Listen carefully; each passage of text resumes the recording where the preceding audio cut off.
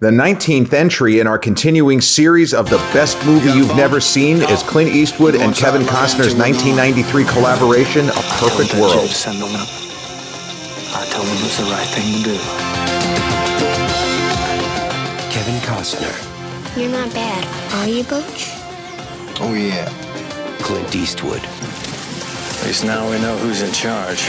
In a new film by Academy Award-winning director, Clint Eastwood. You ever ridden in a time machine before? Out there, that's the future. And back there, well, that's the past. This is the present, Philip. Enjoy it while it lasts.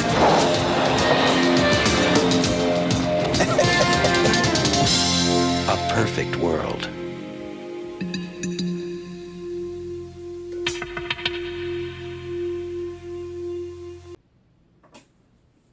And we're back, like we never left. Welcome to episode 249 of the Confessions of a Not-So-Dangerous Mind podcast. I'd like to thank you for spending some of your steamy Friday with me here in New York. Once again, we're going to skip past all that promotional jazz and get right to the guts of the episode. The 19th entry in our ongoing series called The Best Movie You've Never Seen. And this is a film that some young boomers and Gen Xers will have, I shouldn't say they will have seen. There's a chance that they saw it. But I would say it's highly unlikely anyone under 30 has seen this movie, even if they're familiar with the two principals of this film, actor, director, producer in this case as well, Clint Eastwood, and star Kevin Costner. The film is 1993's crime thriller that's not really a crime thriller, A Perfect World. And I would say that in the esteemed career as both actor, producer, director, TV star, entrepreneur, Kevin Costner's finest film performance comes in this movie, A Perfect World. He is similar to Clint. He's similar to Clint in a lot of ways. It's probably why they didn't always get along while making the film. Although there's a lot of pictures of them on the set yucking it up, there were issues, but we can get to that. But Costner is not the most expansive actor. He is not known for being a great thespian who can reach the highs and lows of a Jack Nicholson, of a Dustin Hoffman, hell, of a Warren Beatty, of a Benedict Cumberbatch. You know what I mean. But within a narrow range, Costner can be very effective. He's had a good eye for material, especially when he was younger. But in this movie, he finds something else. And I like to believe that even if he and Clint butted heads, well, they didn't actually butt heads. It's more that Costner had moments where he kind of acted a little bit like a diva, and Clint never raises his voice on a film set. He knows how to get things done. He's not looking to make any enemies, but at the same time, he really doesn't like wasting time. He just doesn't want to waste not only his time or the cast, but also the crew. You know? But A Perfect World is a kind of a rare film in the sense that it bombed in the United States. It was a $30+ million budget. Like I said, fall 1993. Now, 93 was just an extraordinary year. I would say the single greatest year in the history of Hollywood. And this is one of the masterpiece films from that year. Now, Clint had In the Line of Fire in the summer of 93, which is a stupendous movie. And he won Best Picture and Best Director for Unforgiven in March of 1993 for films released in 92. So he had his greatest year ever in 93. And I believe that Hollywood did as well. So many masterpieces, so many incredible films. And A Perfect World had the misfortune here in the States of shooting it out with the big prestige pictures like Schindler's List, like Martin Scorsese's The Age of Innocence, like Merchant Ivory's extraordinary Remains of the Day, like Shadowlands, also starring Anthony Hopkins, like Jim Sheridan's In the Name of the Father, starring the always fire Daniel Day-Lewis. It was just nothing but incredible movies throughout the year, starting with Groundhog Day in February. There may not be a tomorrow. There wasn't one today. Unbelievable line of dialogue. So A Perfect World got very good reviews from critics. And there were some leading critics, including Roger Ebert and David Denby of New York Magazine. Denby loved Unforgiven. Unequivocally, unabashedly, he actually thought A Perfect World was even better. He was a guy who had been kind of lukewarm on Clint Eastwood as a filmmaker, and in Unforgiven blew his mind. Clint's performance in the Line of Fire, he said, was the best thing he'd ever done, and he loved that movie. And in A Perfect World, he thought was on the next level. It did things, it went in areas that he was not expecting. But point is, most of the major critics gave unqualified raves to A Perfect World. There were a few critics that found it slow. Who are we supposed to root for? I thought that Clint was going to be the star. It's really Costner's film. There's a lot of nonsense. And, Laura Dern is in it, same year as Jurassic Park. She shot A Perfect World just after completing work on Jurassic Park. The story is not something that you would automatically assume would be of interest to Clint Eastwood and or Kevin Costner. And Costner was coming off The Bodyguard. Bodyguard had already been an enormous hit. It's not a very good movie. Spoiler alert, it sucks. It has moments where it's entertaining, and I love Whitney Houston. The film's a bit of a stiff. It's not that good. As cinematic romances go, it's passable. And I love that Costner got to speak at her memorial service. He's such a great public speaker for somebody who doesn't have that much range as an actor. But what he said at her funeral was just fantastic. That we didn't even need an orchestral score. We just needed her voice. It wasn't wrong. A Perfect World. Clint plays what you expect would be the lead. He plays kind of like a U.S. Marshal type guy, a sheriff. But I feel like he's basically looking for the character played by Kevin Costner, Butch. And it has elements of a cat and mouse thriller. It has elements of a road movie. It has elements of a buddy film, while really not doing any of that. It just kind of throws these disparate elements that we recognize in other and from other movies, and then it really doesn't do what you expect. Costner's character of Butch seems like an amiable enough guy. He's not an intimidating individual, but he's a criminal. He appears to be a career criminal. Doesn't come across as hardened except when he's squeezed a certain way. And this is something that the critics really latched onto, that he appears to be a guy who is a bit of a dead ender, and we don't know why. And it turns out that he and Clint's character have a history. That Butch, Kevin's character, Butch's father was abusive and basically beat the kid to a pulp on the daily. And it turned him into something really bad. And he has like a radar for any kind of mistreatment of kids. And that's part of the layers of the story, that Costner's character of Butch, he doesn't react the way that you expect a career criminal to react to various situations. He reacts in a very natural way. And so he kidnaps a small boy, played wonderfully by T.J. Lowther. He kidnaps him and they go on the run. It becomes a buddy film. And then you have Clint and Laura Dern as a kind of a police psychiatrist kind of character, also along for the ride. And Clint has stretches where his part of the story is almost there for comic relief. He gets a few laughs. He calls Laura Dern Missy, which the audience was screaming because you're not expecting him to talk down to her the way that he does. The movie leaves us with a lot of questions as it's ongoing, because what we get from T.J. Lowther's character, and I don't remember the kid's name, and I'm going to look it up because I don't want to keep calling him by the name of the actor, T.J. Lowther. Buzz. That's right. Costner calls him Buzz. His real name is Phil, but Costner calls him Buzz. So we see Buzz at home, and his mom is like Jehovah's Witness but she is hardcore and she is abusive. And Butch can tell just from the brief interaction, this kid deserves better than this horrible person. And we as the audience see the mother engage in behavior that is just about over the line, where throw a net on this woman, get this kid out of her care.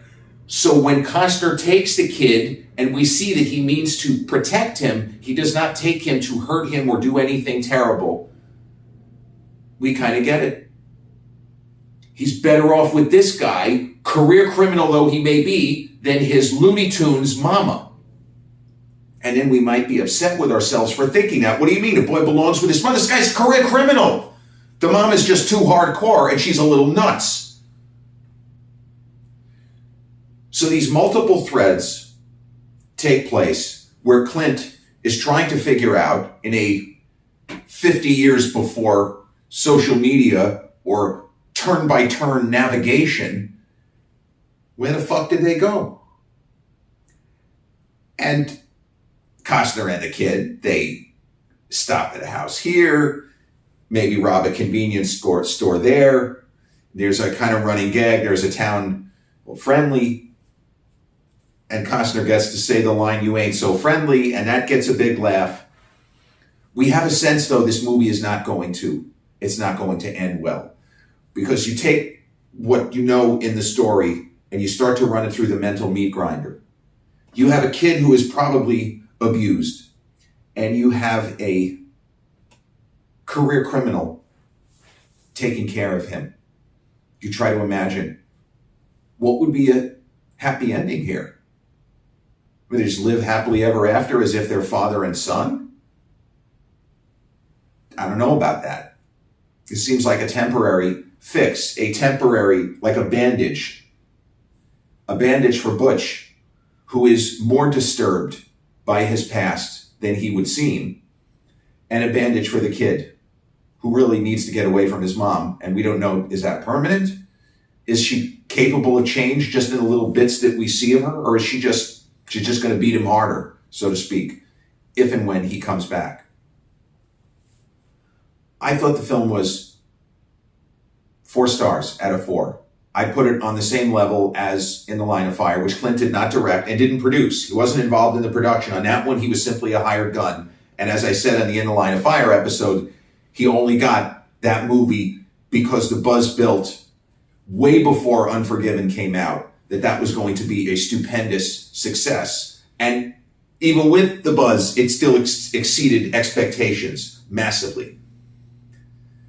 My dad and I both thought A Perfect World was as good a film as we had seen in the year, as I say, of Schindler's List and Remains of the Day and Groundhog Day and In the Line of Fire and all of the other incredible films, Searching for Bobby Fischer.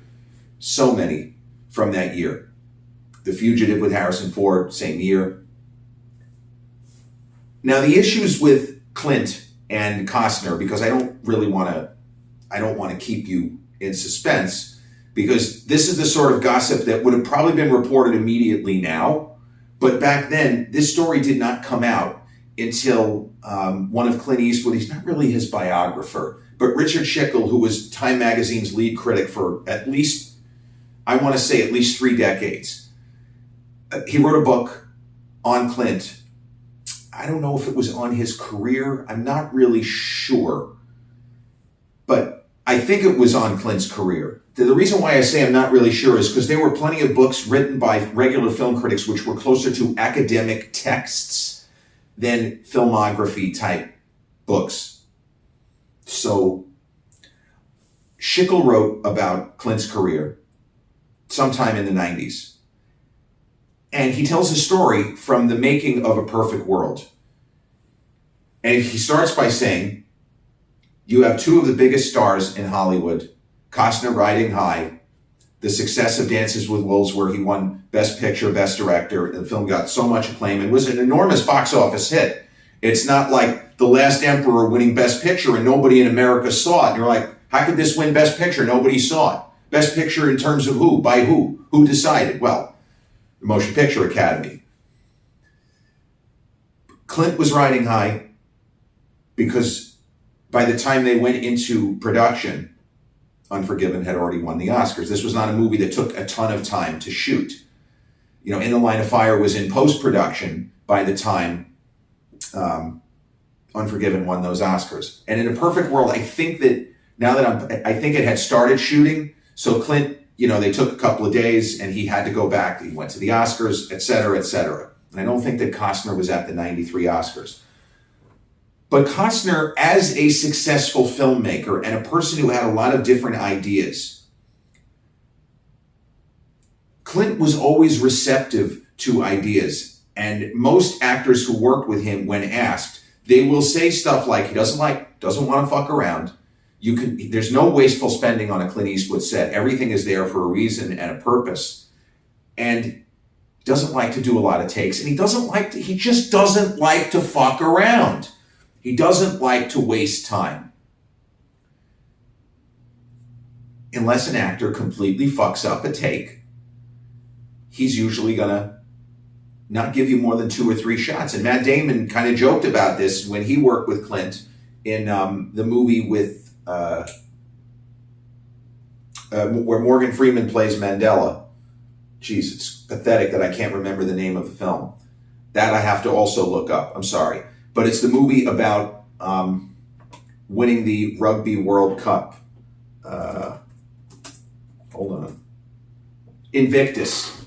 See? I forgot the name of that. But what Matt Damon has said about working with Clint, and Damon is such a great storyteller, because he gets into it, he laughs, you could tell that when he's remembering stories, like the stories he told about John Malkovich and Rounders were amazing. But he says that there were a number of times during the making of Invictus where he, as the actor, they did a take and he felt that he could have done better, that maybe he mistimed it. Clint, I'm not sure I hit my mark, whatever it was. And each time Clint said something like, "You did great, kid. We're good. We're going to move on to the next setup right now." And he just got the idea that after about the 5th or 6th time asking if they could run it again, and Clint, without being rude, "You got it. We're fine. You don't need to do another take. We don't need to waste anybody's time. We'd like to get out of here at a reasonable hour," whatever it was. So there's a sequence towards the end of the film, without giving anything away, perfect world we're talking about, where Kevin Costner's character is in a field, like a farm. He's in a field, and his back is to a tree. It's a really beautiful shot. But the shot is that his back is to a tree. Now, I don't know if it was always intended that this was going to be how they were going to shoot it. I'll get to that. And T.J. Lowther character of Buzz, who has spent so much time of the film as Kevin Costner, people just assume it's his son, is with him. So Costner was in his trailer, and I don't know what his issue was that day, or maybe they were having an issue with the makeup, but whatever it was, when Costner was summoned, the Clint would like you on set in 5 minutes, that the lighting is right, we got to get it set up, we don't have that much, whatever they tell him, we don't know exactly, but whoever the PA was, a production assistant, went down to Costner's trailer, and whether or not he was in makeup and it was taking longer than it should have, Clint wouldn't have been on board with that either. It was just get him to the set, okay? We can deal with it in post-production. So whatever happened, Costner was late getting to the set. He wasn't that late, but he was late getting to the set. He could have been on an international phone call with his wife, or a call about another I don't know. But he was asked, get Kevin to the set, make sure he's here within 10 or 15 or so, whatever the amount of time was. And Costner was late. So he showed up on set, and he knows enough about filmmaking to, when he walks onto a set, he understands what's going on. He saw that they were picking up. They were picking up, and whatever scene that he was going to do had been done. So he didn't want to, this is not a confrontational kind of a thing. They're on a movie set. They're all multi-millionaires. And Costner was not angry. He was shocked. So he went over to Clint, didn't speak loud. He said it so that nobody could hear. He said, "Did you shoot the scene without me?" And Clint said, Yeah, well, we were only gonna shoot from the back anyway, so it's no big deal. If it happens again, same thing. And Clint said it not in an angry way. He said it in a matter-of-fact way. Now, I don't know that it's necessarily true that the shot was only going to be from the back, so we used your stunt double or your stand-in. But Clint got his point across without raising his voice, and Costner got the message without raising his voice. Okay. I should have known, nobody told me, but I should have known that he works like this because he saw it throughout production that he didn't get more than 2 takes of any setup. Nothing. You have to completely blow the shot to get Clint to let's run it again. Let's run it again. Let's run it again. There were no problems after that. If Costner was having a bad day and he felt like being a little bit of a diva, which it doesn't really seem, I don't really think that was it, but he might have been on a phone, he might have been talking about another project, but he didn't do that again. Because when Clint said, making it, no, don't worry about it, Kevin, it's fine, we shot with the stunt double, I don't know if it was the stand-in, the stunt double, whatever it was. Don't worry about it. But he got his point across. If you're not on set when you're summoned, and I know that it's not the production assistant screwing up, I'll shoot around you. I don't give a shit that you won 2 Oscars. Great movie. Hey, we both won Oscars for Westerns. Terrific. We can pat ourselves on the back. When you're supposed to be on set, you gotta be here. Come on. We're all professionals. I know you care. Whether there was any edge to Costner after that, I don't know. But his performance is marvelous. He's more expansive in this film. His facial expressions seem more natural, and he gives a fully formed 3-dimensional performance, which he really doesn't have to do in a lot of other movies. I love what he does in Wyatt Earp. I know I'm in the minority. I prefer Lawrence Kasdan's Wyatt Earp, which came out a number of months after George Cosmatos' Tombstone. Everybody loves Val Kilmer. I love Val Kilmer. Love him. My 2 guns, 1 for each of you. I'm your Huckleberry.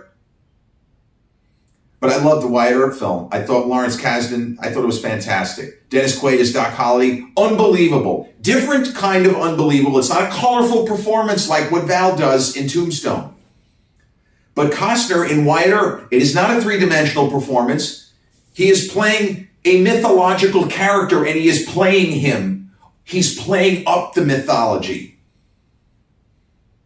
In a perfect world, there's a lot of stuff being demythologized.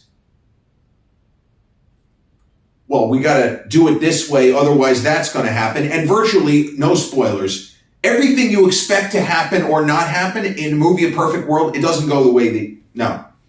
You think this will happen, it doesn't. Well, this won't happen, it does. There's about 5 of those. And that is part of the Clint of the early 90s, or in Unforgiven, taking the grandeur and the kind of romance out of the Old West and making it just as dirty and vicious and violent as possible. And even things like gunfights. The guy most likely to survive a gunfight isn't necessarily the best shot or the quickest draw. It's the guy who doesn't lose his head. In this case, the guy who's able to keep his temperament level. You know, it's the Mel Gibson, Martin Riggs in the Lethal Weapon movies, because he, at various points, doesn't care whether he lives or dies. Well, that helps.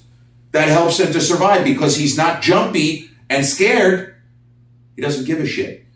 And Unforgiven, William Money, it's not that he doesn't give a shit, but he's been there before. He's cold as ice. And when it's time to do the killing, he can do it. How about you? You good? Can you do it? Or is your hand going to be shaking? A Perfect World doesn't deconstruct the Old West the way Unforgiven deconstructed some of the classic Westerns, whether they're John Ford or Howard Hawks, because both of those guys made Westerns that also de-romanticized the Old West. And Clint's his mentor, his guy, Sergio Leone, he blew everything up, literally, and figuratively, and symbolically. There is so much that happens, for example, just in The Good, the Bad, and the Ugly, and Once Upon a Time in the West. what I think are Leone's two best films, easily. So much goes on that you don't, well, this is not very romantic view of the West. No shit. A Perfect World is the least romantic road movie, buddy film, character study, crime thriller. It's just laying it out in almost clinical detail. And yes, we know that it's Clint Eastwood. We don't forget who it is. And it's difficult to forget because Costner's drawl, that laconic line delivery, it's still there. He didn't reinvent himself. He doesn't speak with an unusual accent. It's Costner. But he reaches for greatness. And in this film, I believe he achieves it from the acting perspective. And there was some buzz that A Perfect World might get Costner an Oscar nomination. There were plenty of major critics that said, he's going to get nominated. This is his best work by far. I don't know how he did it.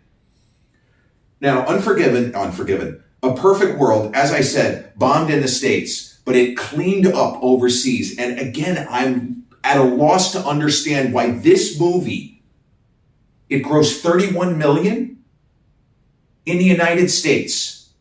It grossed $103 million internationally.